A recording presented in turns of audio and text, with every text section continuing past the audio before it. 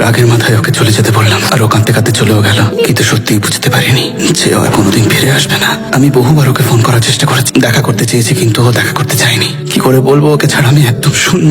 আচ্ছা বলো তো, আমায় নিয়ে তো কেন ভাবো তুমি? এখন থেকে আমি সম্পূর্ণ বদলে যাব, কারণ আমার কাছে এখন আর তুমি নেই। ইচ্ছে করলেই তোমার কাছে আমি যেতে পারবো না, দেখতে পারবো না, কথা বলতে পারবো না, ছুঁতেও পারবো না। জানি না তোমাকে ছাড়া আমার কি করে দিন কাটবে। লিলি, তোমার মনে হয় আমি পারবো? আমি তোমায় ভুলতে পারবো?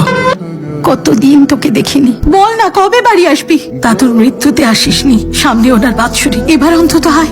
দাদু মারা যায়নি মা, উনি এখনো আমার মধ্যে বেঁচে আছেন। কমরেড তাদেরই বলে যারা মানুষের জন্য লড়ে, তাদের অধিকারের জন্য, তাদের ভালোর জন্য। কিন্তু তুমি তার জন্য তৈরি নও। তার জন্য অনেক ত্যাগ স্বীকার করতে হয়, রণক্ষেত্রে সবার সামনে দাঁড়াতে হয়। এই চার দেয়ালের মধ্যে তুমি তার উত্তর খুঁজে পাবে না। সমস্ত বাধা ভেঙে ফেলো, যাও দূরে কোথাও চলে যাও, নিজেকে খুঁজে বের করো। যেদিন তুমি একজন সত্যিকারের কমরেড হতে পারবে, সেদিন তোমার সব উত্তর খুঁজে পাবে। হতে পারে রাস্তা খুব দুর্গম, ভাগ্য হয়তো প্রতি মুহূর্তে তোমার পরীক্ষা নেবে। কখনো নিজের ওপর বিশ্বাস হারিও না। তুমি যা বলেছিলে একদম ঠিক বলেছিলে দাদু। এই পথ, এই পাহাড়, এই নদী, এই হাওয়া, এই মাটি, সবাই আমার সাথে কথা বলে। 2 বছর ধরে 1000 কিলোমিটারের জার্নি, সাথে বিভিন্ন ধরনের মানুষ, নতুন গল্প। প্রত্যেকের কাছেই নতুন কিছু শেখার আছে।